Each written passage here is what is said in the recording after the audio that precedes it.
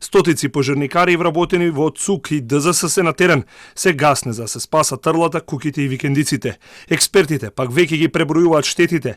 Ако продолжат пожарите, освен милионските штети во дрвна маса, ќе го загубиме кислород, температурите ќе пораснат, стотици семејства ќе загубат екзистенција, а ерозијата ќе предизвика поплави на есен и на пролет.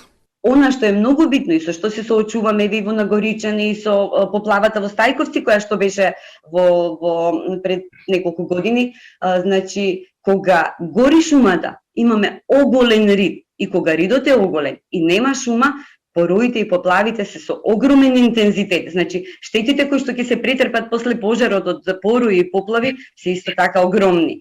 Јавното предпријатие Национални шуми, освен што треба да гасне во оние шуми кои не се под општинска надлежност, треба и да сади нови дрва. Продажбата на изгорените дрва за огрев е мотив па кој ги навидува граѓаните да палат, тврди Стојановска.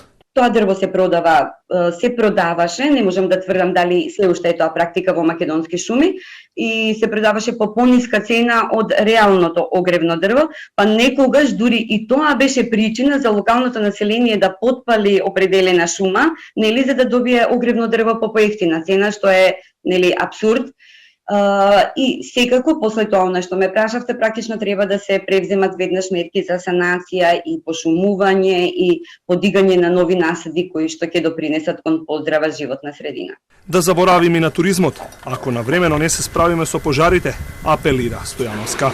Нискостебелените шуми, како и високостебелените, се исто така потенцијал за туризам, рекреација, екосистемски услуги. Значи, ако ние имаме опожарена површина, тогаш немаме ни екосистемски услуги. Немаме, значи, сите овие аспекти практично не влегуваат кога ги калкулираме трошоците од опожарените површини. Значи, тоа е она што модерното шумарство го налага и тоа е правецот кон кој треба да се движиме. Значи, да ги тргнеме прангите или како, значи, кога ја гледаме шумата, да гледаме еден поширок простор. Доколку утре посадиме нови дрвја, потребни се 20 до 50 години пепел да стане шума.